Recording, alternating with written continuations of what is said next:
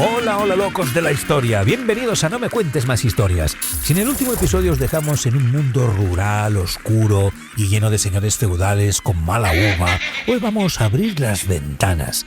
Llega el resurgir de las ciudades. Imagínate que pasas de vivir en un pueblo donde el entretenimiento es ver crecer la hierba, a mudarte a una ciudad con mercados, gente de todas partes, tabernas y, sobre todo, oportunidades.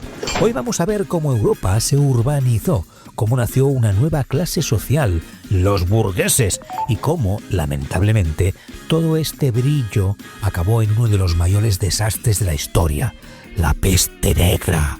¡Arrancamos!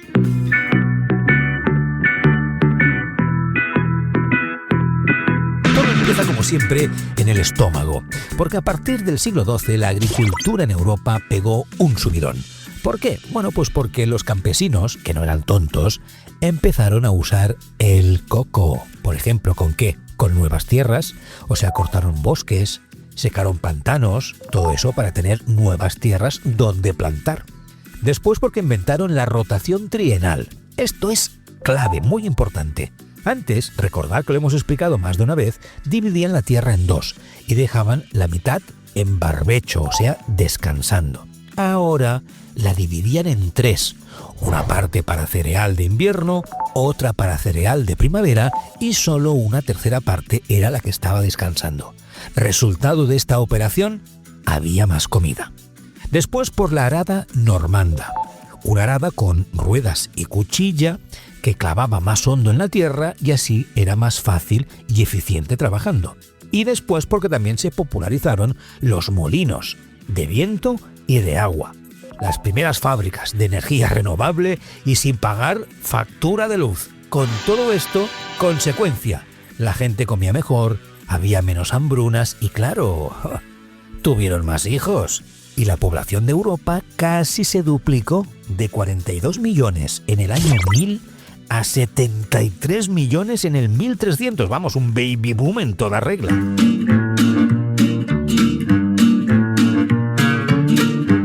Con tanta gente y tanta comida, las ciudades volvieron a la vida. Algunas eran ciudades antiguas romanas que se reactivaron con todo esto. Otras eran ciudades de nueva creación, que aparecían cerca, por ejemplo, de un castillo, o de un monasterio, o en un cruce de caminos. Por eso muchas ciudades, curiosamente, se llaman Villanueva o Villafranca. Franca no porque fueran de Franco, que todavía no nada, ¿no? Sino porque tenían privilegios, o sea, estaban libres de cargas feudales. Vamos, un chollo. ¿Y por qué la gente dejaba el campo para irse a la ciudad? Bueno, primero, por el excedente de población. En el campo ya no cabía tanta gente y hacían falta menos manos para labrar con las nuevas técnicas que se habían inventado. Por lo tanto, no había trabajo para todas las personas. 2. El comercio. Muchos mercaderes se instalaron en las ciudades donde había mercados semanales para poder hacer negocio. Y 3. La libertad. En la ciudad no mandaba el señor feudal como pasaba en el campo.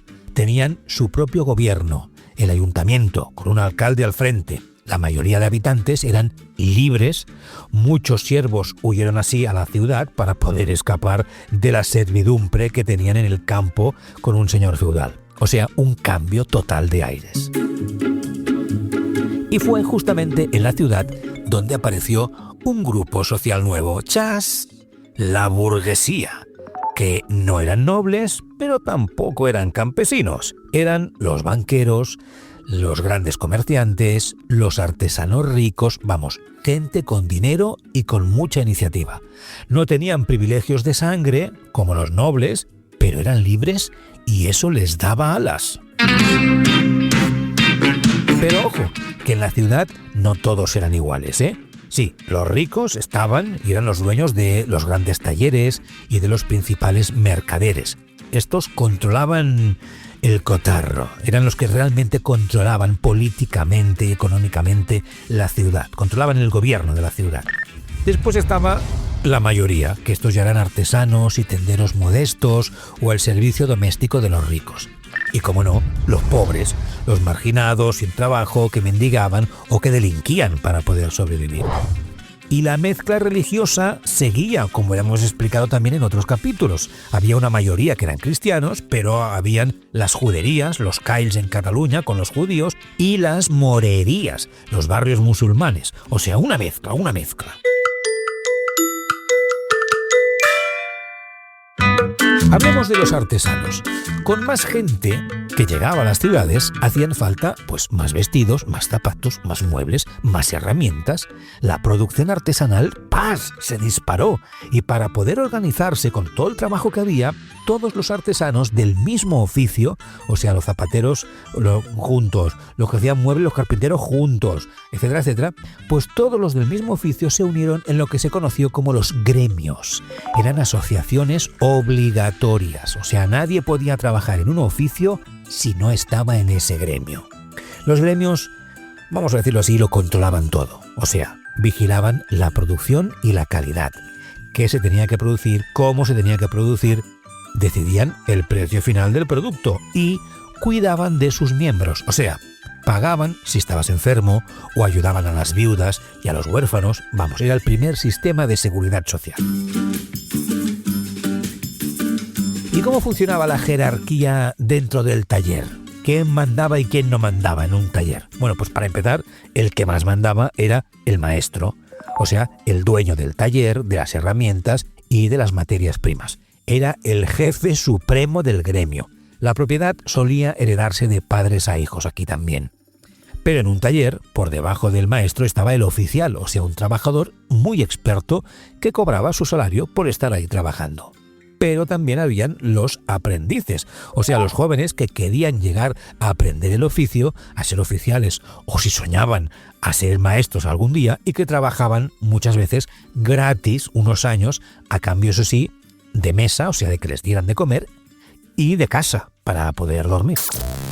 Teóricamente, un oficial podía llegar a maestro si hacía una obra maestra, o sea, si pasaba un examen. Pero claro, los otros maestros casi nunca los aprobaban para no tener competencia. ¿Ves tú qué casualidad? Mientras todo esto pasaba, mientras las ciudades crecían, los reyes dijeron, oye, ¿y si usamos a estas ciudades ricas para quitarle poder a los nobles feudales? Porque recordar que en esta época medieval, con la estructura del feudalismo, el rey tenía poder más o menos. El poder del rey estaba repartido entre todos los nobles. Bueno, pues de ahí la idea de los reyes. Los monarcas empezaron a enfortecer su poder. ¿Cómo lo hicieron? Pues para empezar, con más impuestos. ¿En serio? Claro, con el dinero de las ciudades. ¿Qué pudieron hacer? Pues mejorar sus ejércitos y contratar a expertos, a juristas formados en universidades para aplicar un nuevo derecho romano que daba mucho más poder al rey. Eso era muy importante. Si cambiabas las leyes, pues podías recuperar cuota de poder. Pero después con los privilegios, a cambio del apoyo contra los nobles, los reyes dieron cartas de privilegios y franquicias a las ciudades, liberándolas de cualquier dependencia feudal. O sea, un pacto win-win. Vosotros, ciudad X, me ayudáis a quitarle poder a estos nobles, me ayudáis con impuestos, me ayudáis con material humano para mis ejércitos, por ejemplo. Y yo pues os diré, pues mira, pues no paguéis este impuesto, no paguéis el otro impuesto, os cambiaré las leyes para que podáis libraros del poder que tiene encima vuestro, pues no sé qué conde, por ejemplo. Ahí estaba el negocio. Bueno, y así nacieron lo que se conoce, por ejemplo, en Cataluña como las Corts o Parlaments, las Cortes y los Parlamentos, que eran asambleas convocadas por el rey, donde estaban representados el rey, los nobles, los clérigos y los gobernantes de las ciudades. Ojo a las diferencias. Por ejemplo, en Castilla, el Parlamento casi solo servía para decir sí a lo que pedía el rey. Ahí la cosa era un poco más distinta. El rey tenía mucho más poder ya. Entonces, bueno, el rey pues sí, convocaba al Parlamento. Iban los nobles, iba el representante de las ciudades, iba el clérigo, pero básicamente el rey decía que vamos a hacer esto, ¿eh? Y todos decían, sí, mi amo. En Cataluña las cortes eran distintas y tenían mucho poder. Por ejemplo, el sistema catalán se basaba en lo que ya explicamos, que era el pactismo, o sea que el rey no podía hacer lo que quería. tenía que pactar las decisiones con los distintos estamentos. O sea, él proponía una cosa y los nobles a lo mejor decían, bueno, pues nosotros no te diríamos que sí si no nos das tal cosa. Y la iglesia decía, pues nosotros también te diremos que sí, pero si a cambio nos das tal cosa. Y los ayuntamientos, las ciudades, pues lo mismo. Pues sí, te apoyaremos si a cambio nos concedes. Entonces tenía que estar pactando siempre el rey con todos ellos.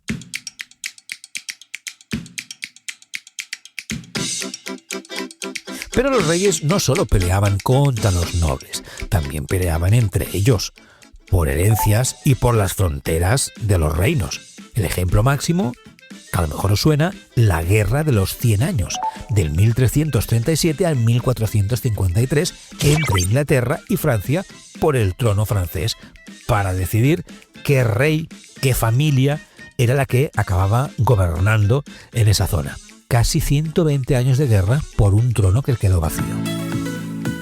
No sé si os acordaréis, pero hemos estado explicando que durante esta época el saber, el conocimiento básicamente estaba en los monasterios. Eran los monjes de los monasterios los que sabían leer, los que sabían escribir, los que hacían las traducciones de los libros, pero con este cambio, con el crecimiento de las ciudades, el saber salió de los monasterios y se fue justamente a las ciudades, porque empezaron a nacer las escuelas urbanas, y de ahí también las primeras universidades en el siglo XIII. O sea, eran corporaciones de maestros y de alumnos que defendían su independencia e intereses, privilegiadas por el rey, el emperador o el papa, pero surgieron distintas universidades que empezaron a generar cultura, conocimiento, saber, el poder del conocimiento. Bueno, y en las ciudades con tanta riqueza, pues empezaron a construir edificios nuevos, claro, y espectaculares, ¿eh? Unas iglesias brutales, unas catedrales alucinantes, unas universidades increíbles, las lonjas donde los mercaderes hacían sus negocios, por ejemplo, o los edificios de los ayuntamientos. Llegó en esa época el arte gótico. Supongo que lo sabéis, pero si no, lo recordamos. Diferencias con el románico. Pues ya lo hemos dicho, el románico era oscuridad, eran búnkers, daba miedo. Y en cambio el gótico representó la llegada a la arquitectura, a los edificios de la luz, de la altura, de la ligereza, porque las técnicas de construcción eran distintas. Por ejemplo, usaban el arco ojival o apuntado para poder elevar la altura y la bóveda de crucería, que repartía el peso hacia los pilares interiores y los arbotantes y contrafuertes exteriores. Con ello, las paredes podían ser más altas, más delgadas, podía haber más ventanas, porque el peso estaba en estos pilares y no en la propia pared. O sea, de ahí que aparecieran en los edificios las vidrieras y rosetones, o sea, ventanas enormes donde la luz penetraba con colores súper intensos. Y también tenemos que hablar de la escultura, porque hubo cambios.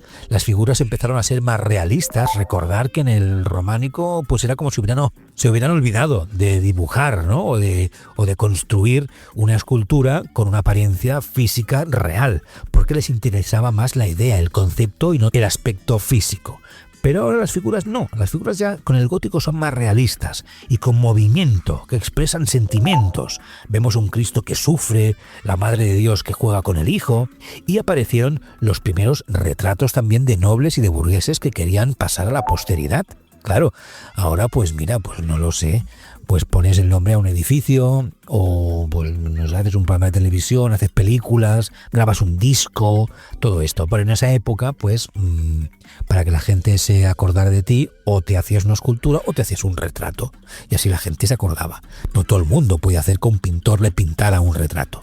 Justamente la pintura salió de los muros, que recordemos estaba en las iglesias, y se fue a la madera, naciendo los retablos pictóricos. Mucha riqueza de colores dorados y la búsqueda del realismo. Pero, amigos, el brillo de Al-Ándalus, el resurgir de las ciudades y la riqueza de los burgueses se apagó de repente. A principios del siglo XIV las cosas empezaron a ir mal. Mal tiempo igual a malas cosechas igual a hambrunas, o sea, a no hay comida pasamos hambre, y si pasamos hambre estamos enfadados, guerras. Y la población estaba ya muy debilitada. Con todo esto, el verdadero infierno llegó en 1348. Fue la peste negra, una enfermedad infecciosa procedente de Asia que barrió Europa, una pesadilla. O sea, ¿cómo se propagó? Pues gracias a la higiene de la época, la convivencia estrecha entre personas y animales en las ciudades, por ejemplo, y la suciedad y humedad en estas grandes ciudades.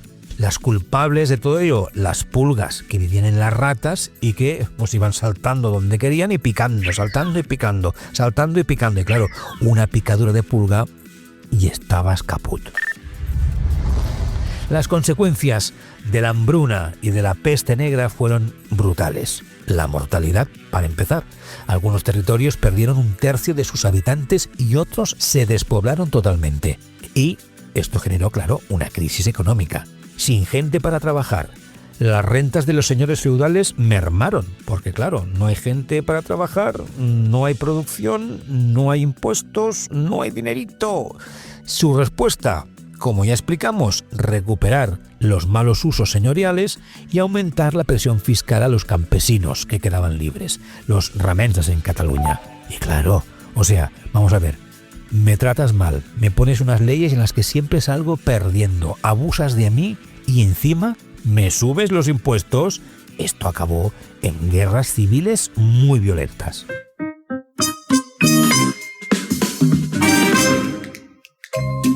Y con este panorama desolador donde la luz del gótico se fundía con la oscuridad de la peste, terminamos por hoy.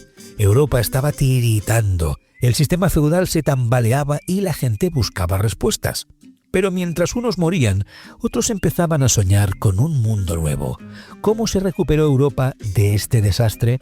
¿Es verdad que 2 reyes se casaron y decidieron que ya era hora de terminar con la fiesta medieval y mirar hacia el mar? En el próximo episodio de No me cuentes más historias hablaremos de los reyes católicos y el fin de la Edad Media.